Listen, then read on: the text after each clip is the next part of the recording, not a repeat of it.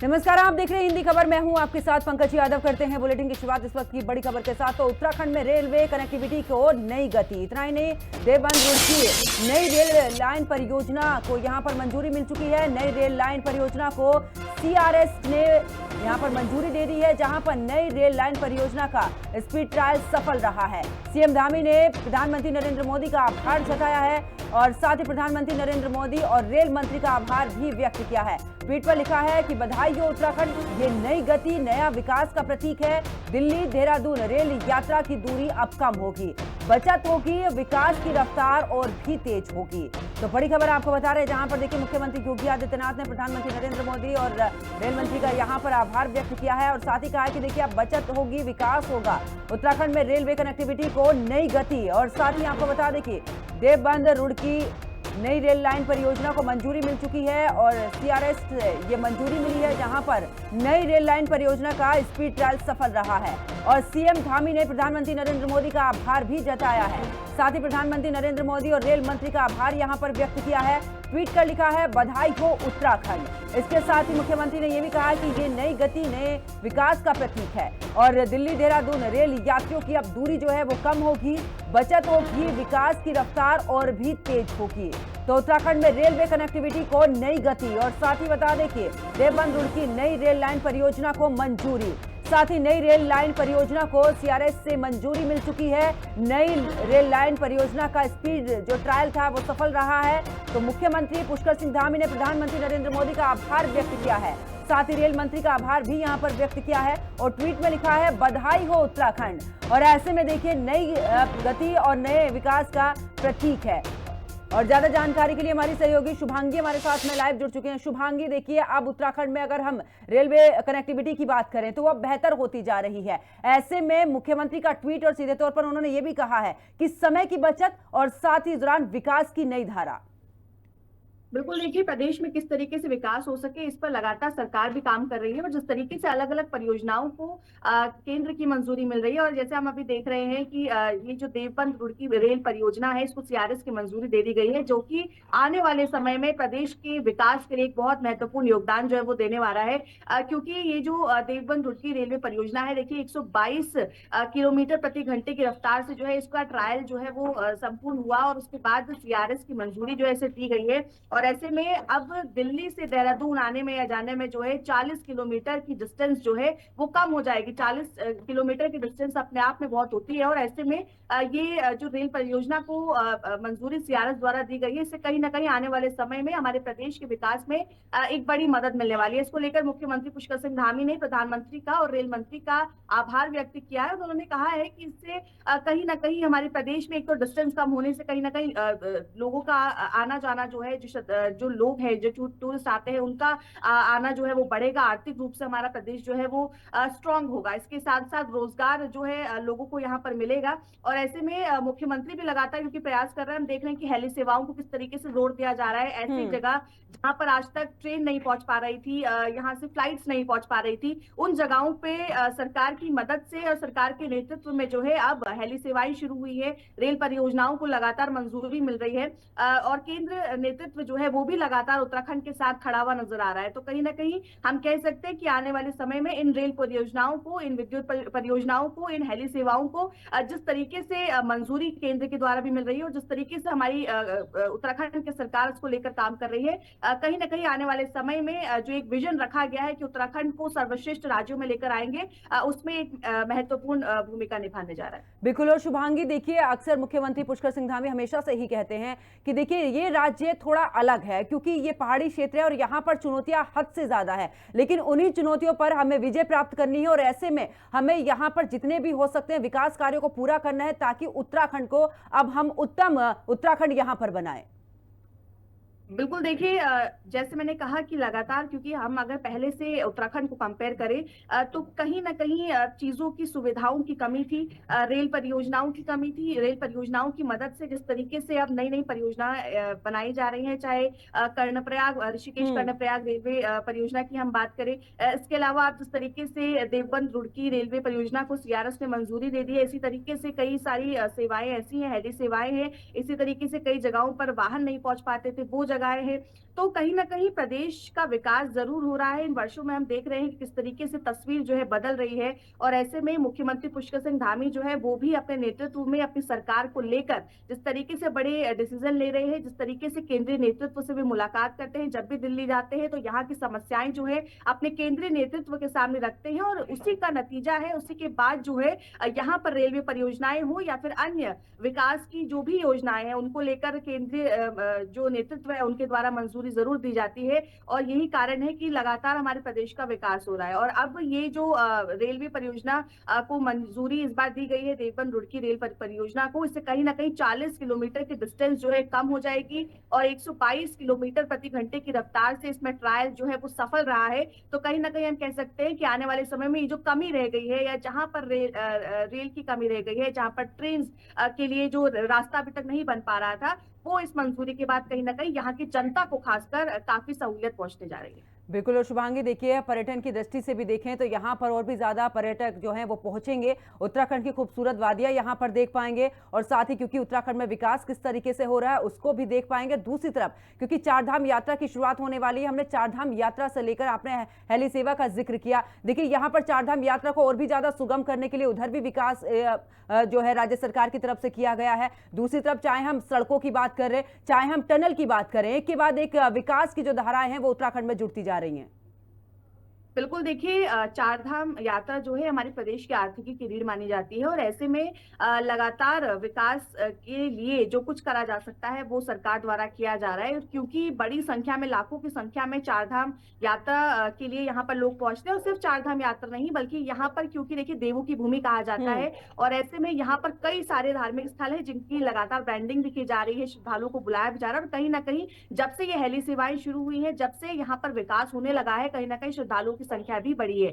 तो हम कह सकते हैं कि ये जो रेल परियोजनाओं को लगातार मंजूरी मिल रही है, हेली सेवाओं को लगातार शुरुआत की जा रही है, और जो भी नई ऊर्जा के साथ प्रदेश के विकास के लिए जो भी योजनाएं लाई जा रही हैं, परियोजनाएं लाई जा रही हैं, इससे कहीं ना कहीं आने वाले समय में जो लोग हैं, जो जनता है यहाँ की, उनको रोजगार मिलने में भी मदद होगी। इसके साथ साथ ज्यादा श्रद्धालुओं को बुलाने में भी हम कामयाब रहेंगे, क्योंकि जितने ज्यादा संख्या में श्रद्धालु यहाँ पहुंचेंगे, या जितने ज्यादा पर्यटक यहाँ पर पहुंचेंगे, कहीं ना कहीं आर्थिक तौर पे हमारा प्रदेश जो है वो मजबूत होगा। और इसी के लिए तमाम व्यवस्थाएं जो है वो की जा रही है, ताकि जो भी बाहर से, कोई भी देश भर से या विदेश से हमारे प्रदेश में अगर कोई आता है तो वो यहाँ से एक अच्छा संदेश लेकर जाए, और एक सहूलियत के साथ वो यहाँ पहुंचे, ट्रेन के जरिए वो यहाँ पहुंच सके, हेली सेवाओं के जरिए वो यहाँ पर पहुंच सके। और जहां पर आपको कई कई घंटे व्यतीत करने पड़ते हैं कहीं पर पहुंचने के लिए, वहां पर आप चंद मिनटों में आप पहुंच पा रहे हैं। जिस तरीके से अभी ये देवबंद रुड़की रेलवे परियोजना को मंजूरी दी गई है। और देखिए शुभांगी, ऐसे में एक बड़ी सौगात, बहुत बहुत शुक्रिया शुभांगी हमारे साथ जुड़ने के लिए, तमाम जानकारी साझा करने के लिए। अब खबरों में आगे बढ़ते हैं, जहां पर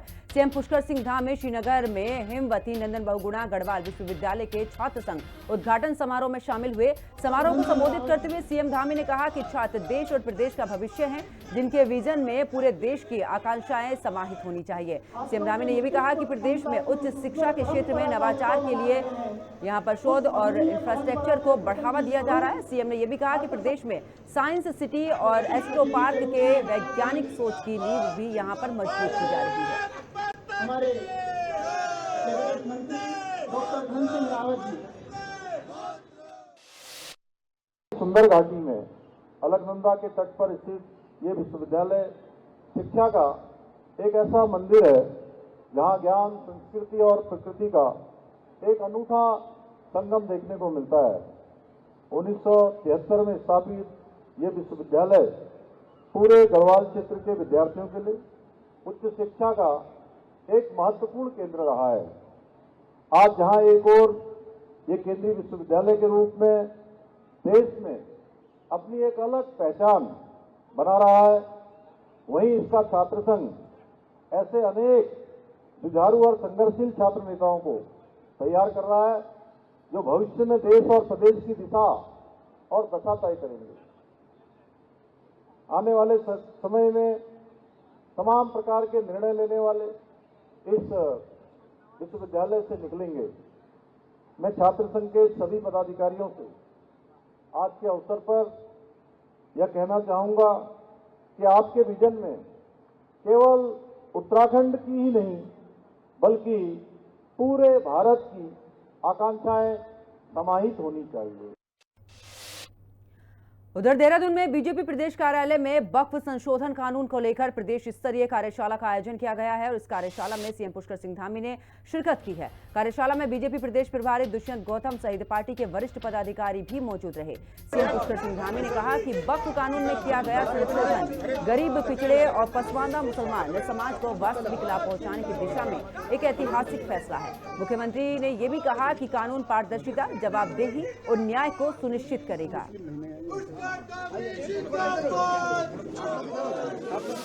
सरकार की संपत्तियां हैं, जो भी जहां भी अतिक्रमण है, जहां भी शिकायत आएगी, कानून का राज है, कानून स्थापित होना चाहिए। हम कानून को मानने वाले हैं और राज्य के अंदर सबको कानून से जीने की आदत होनी चाहिए।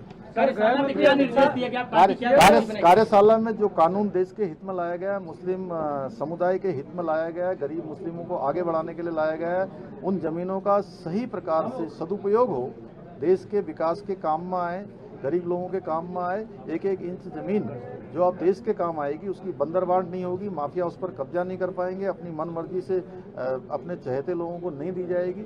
जो सरकार ने इस संशोधन बिल जो लेकर आई है, भारत और मुसलमानों के भी, आदरणीय मोदी जी के नेतृत्व में गरीब मुसलमानों के भी अच्छे दिन आए। और चमोली में दर्दनाक सड़क हादसा हुआ है, जहां पर 5 की मौत हो चुकी है। सीएम धामी ने ट्वीट कर दुख जताया है और ट्वीट कर लिखा है, दिवंगत आत्मा की शांति मिले और साथ ही उन्हें परिजनों को कष्ट सहन करने की शक्ति मिले। जिला प्रशासन की टीम राहत कार्य में जुटी है। तो बड़ा हादसा यहां पर हुआ है और सीएम धामी ने ट्वीट कर दुख भी जताया। साथ ही ट्वीट कर लिखा है कि दिवंगतों की आत्मा को यहाँ पर शांति मिले और परिजनों को कष्ट सहने की शक्ति मिले। तो चमोली में जिस तरीके से ये हादसा हुआ है और ऐसे में आपको बता दें कि 5 लोगों की मौत हो चुकी है। सीएम धामी ने ट्वीट कर दुख भी जताया है।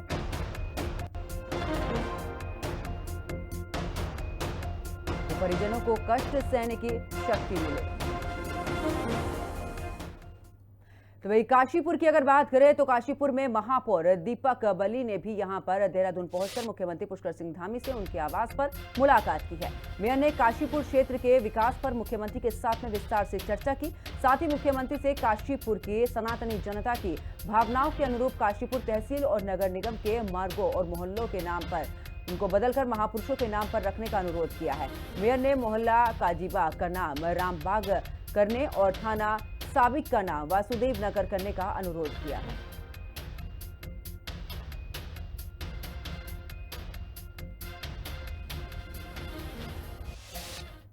तो वहीं देहरादून में राजभवन में राज्यपाल एवं कुलाधिपति लेफ्टिनेंट जनरल गुरमीत सिंह ने श्रीदेव सुमन उत्तराखंड विश्वविद्यालय के कुलपति प्रोफेसर NK जोशी से शिष्टाचार भेंट की। इस मौके पर कुलपति ने विश्वविद्यालय द्वारा वन यूनिवर्सिटी वन रिसर्च के अंतर्गत यहां पर तैयार की गई शोध पुस्तक और साथ ही आधुनिक परिदृश्य में भारतीय प्राच्य ज्ञान परंपरा राज्यपाल को भेंट की है।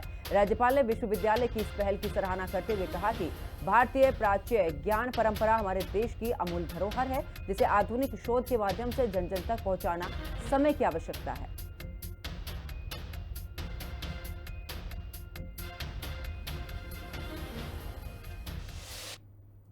तो वहीं वक्फ संशोधन एक्ट पर छिड़ी बहस के बीच में उत्तराखंड में कांग्रेस विधायक काजी निजामुद्दीन ने BKTC के संपत्ति पर अवैध कब्जे का सवाल उठाया। तो काजी निजामुद्दीन ने कहा कि वक्फ संपत्तियों की चिंता कर रही बीजेपी की सरकारें बद्री केदार मंदिर समिति की जमीन पर हुए अवैध कब्जे की और भी ध्यान दे। वहीं काजी निजामुद्दीन के बयान पर मुख्यमंत्री पुष्कर सिंह धामी ने कहा कि जहां कहीं भी ऐसी शिकायत हमें मिलेगी, सरकार वहां कार्रवाई करेगी। और साथ ही सीएम ने कहा कि सभी समझ लें कि प्रदेश में कानून का राज है और सबको कानून से जीने की आदत होनी चाहिए।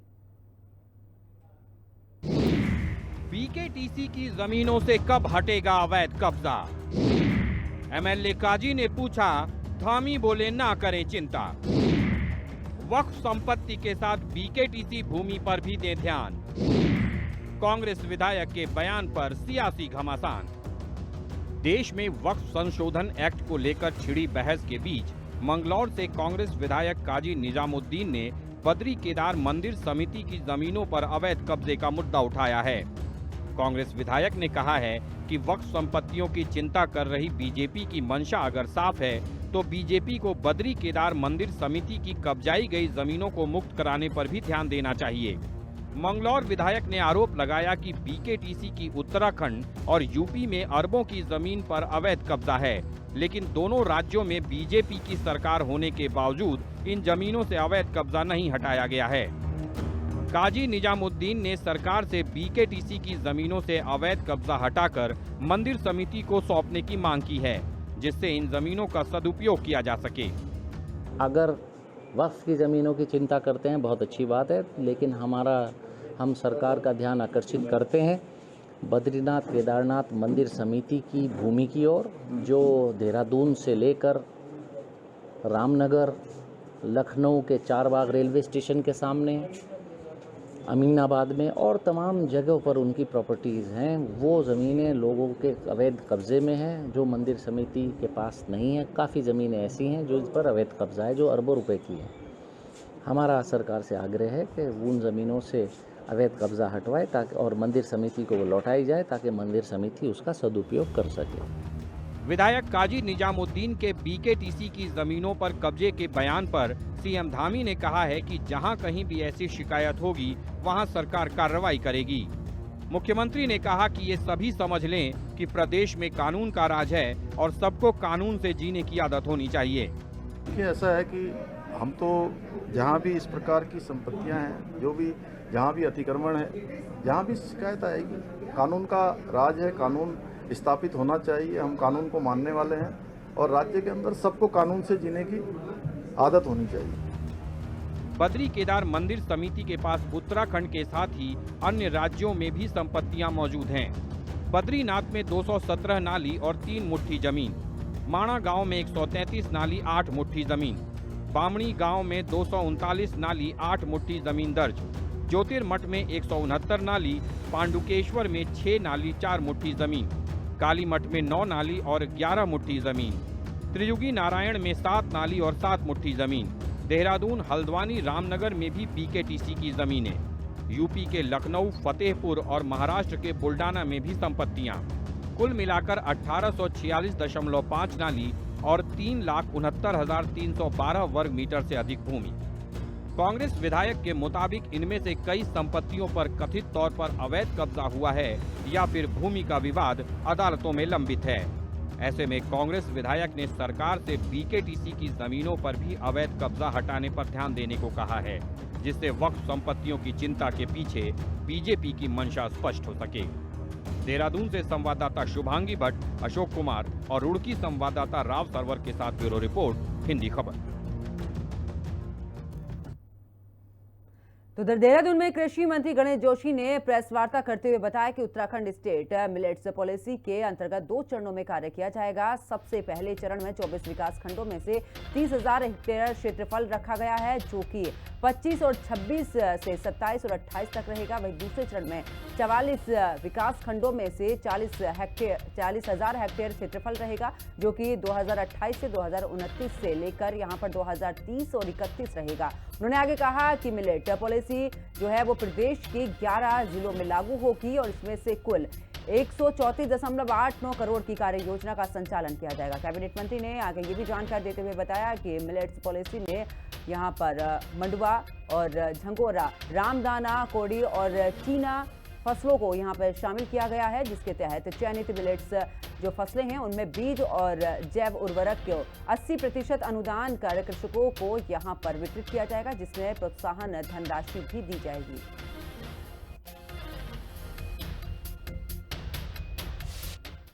उत्तराखंड स्टेट मिलेट पॉलिसी 2025-26 जिसको हमारी कैबिनेट ने पास किया है, इसको हमने 2 चरणों में हम कर रहे हैं। प्रथम चरण में 24 विकास खंडों में 30,000 हेक्टेयर क्षेत्रफल इसको हम ले रहे हैं और इसको 27-28 तक 25-26 से 27-28 तक हम पूरा करेंगे।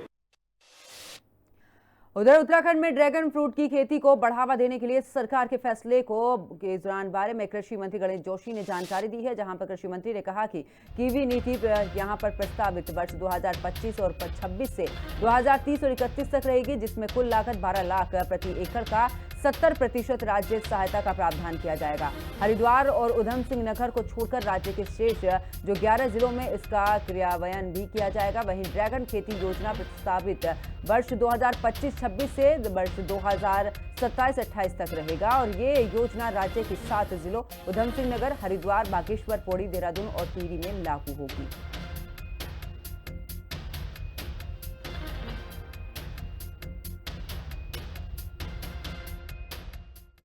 कश्मीर व हिमाचल के बाद इसके उत्पादन में हम तीसरे स्थान पर हैं। सेब की तुड़ाई के उपरांत प्रबंधन योजना जिसको हम लेकर आए हैं, इस योजना के अंतर्गत 7 वर्षों में 2024-25 से 2031-32 में रुपये 112.97 करोड़ की धनराशि का प्रावधान किया गया है, जिसमें 22 कोल्ड स्टोरेज, क्योंकि देखने में यह आता है कि हमारा पहाड़ का जो सेब है कोल्ड स्टोरेज न होने के कारण किसानों को बहुत नुकसान उठाना पड़ता है। इसके लिए 180 सॉर्टिंग गाड़ी की स्थापना करने का हमारा लक्ष्य है। तो देखिए, कृषि मंत्री गणेश जोशी ने यहाँ पर बताया कि आखिरकार देखिए जो कृषि है उसको किस तरीके से यहाँ पर बढ़ाया जाए, और साथ ही चाहे कीवी नीति की उन्होंने जिक्र यहाँ पर किया है, ड्रैगन फ्रूट्स नीति का जिक्र भी उन्होंने यहाँ पर किया है। और चलिए आगे बात करते हैं, जहां पर स्वास्थ्य विभाग चारधाम यात्रा को सुगम, सुरक्षित और व्यवस्थित बनाने के लिए युद्ध स्तर पर तैयारियों में प्रशासन यहां पर जुटा हुआ है। विभाग श्रद्धालुओं के स्वास्थ्य की सुरक्षा और किसी भी आपात स्थिति से निपटने के लिए डॉक्टर्स और मेडिकल स्टाफ को विशेष प्रशिक्षण भी दे रहा है। अब तक श्रीनगर मेडिकल कॉलेज और दून मेडिकल कॉलेज में भी प्रशिक्षण शिविर आयोजित किए जा चुके हैं। स्वास्थ्य सचिव डॉक्टर आर राजेश कुमार ने बताया है कि प्रशिक्षण के अंतर्गत डॉक्टरों को और साथ ही मेडिकल टीम को उच्च हिमालय क्षेत्र में भी संभावित स्वास्थ्य समस्याओं और सीमित संसाधनों में आपात चिकित्सा सेवाएं देने की तकनीकी जानकारी दी जा रही है। उन्होंने कहा कि प्रशिक्षित मेडिकल टीम को जल्द ही यात्रा मार्गों और साथ ही पड़ावों पर तैनात किया जाएगा।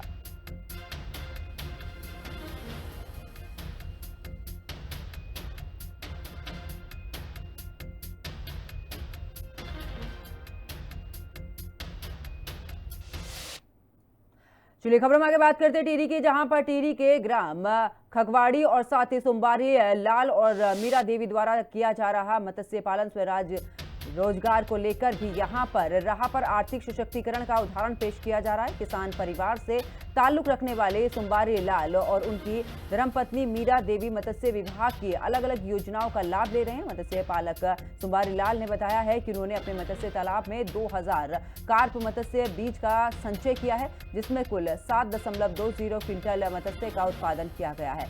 इसमें सिल्वर कार्प, रोहू, पंगास और कॉमन कार्प शामिल है। और इसकी अगर बात करें तो सप्लाई चंबा, कानातल और धनोल्टी में हो रही है। इससे भी आर्थिक स्थिति में बढ़ोतरी हुई है, साथ ही व्यापार भी अच्छा खासा व्यापार में फायदा होगा। नया 70 की मछलियां हैं, इसमें 2024 से 24 में मुझे कम से कम 6-7 क्विंटल लगभग मैंने तैयार किया है। और ये मेरा मार्केटिंग, ये लोकल मार्केटिंग है मेरा। चंबा के आसपास ये कई दुकानें हैं, ये जड़ी पानी, चुपड़ियाल गांव, ये महिंद्रा के आसपास सारे जो होटल हैं जितने भी, वहाँ मेरा सारा ये खपत हो जाता है। तो वही आगामी 30 अप्रैल से चारधाम यात्रा शुरू होने जा रही है और ऐसे में सुगम यातायात संचालन के लिए पुलिस विभाग ने ABC 3 प्लान तैयार किए हैं। उत्तराखंड के पुलिस महानिदेशक दीपम सेठ ने बताया है कि सर्वे के मुताबिक उत्तराखंड में अगर खास करके बात करें देहरादून में, तो सड़कों की क्षमता से 4 गुना ज्यादा ट्रैफिक यात्रा के व्यस्त दिनों में भी हो जाता है, जिसको देखते हुए कई स्तर पर प्लानिंग की गई है। डीजीपी ने कहा कि ABC प्लान तैयार किया गया है, जिससे देखा जाएगा कि कहां से ट्रैफिक डाइवर्ट कर सकते हैं। उन्होंने ये भी कहा कि इस योजना को आगामी दिनों में हल्द्वानी से कैचीधाम और नैनीताल जैसे रूट पर भी अपनाया जाएगा। यहाँ के सड़कों की, वाहनों की जो संख्या है वो करीब 40 से 42 हज़ार है, जबकि औसत इसके 4 गुना 1,60,000 62,000 वाहन जो है पीक डेज पे या जो बिजी डेज हैं उन पे हो जाते हैं। तो एकाएक 4 गुना इंक्रीज़ को अब्जॉर्ब करना, उसको यातायात को चलाए रखना, इसके लिए कई स्तर पे प्लानिंग की गई है। जो यातायात डाइवर्जन प्लान्स हैं उसमें भी अब पहले एक प्लान था, प्लान बी और प्लान सी भी इसमें बनाया गया है। और जहां पर जो हमारे बॉटलनेक्स आ रहे हैं, कहां से हम इसको डाइवर्ट कर सकते हैं, उस योजना को अब हम आगे आने वाले दिनों में, जो यही चीज़ हल्द्वानी से कैंची धाम और नैनीताल के रूट के लिए भी आज इस पर विचार विमर्श हुआ।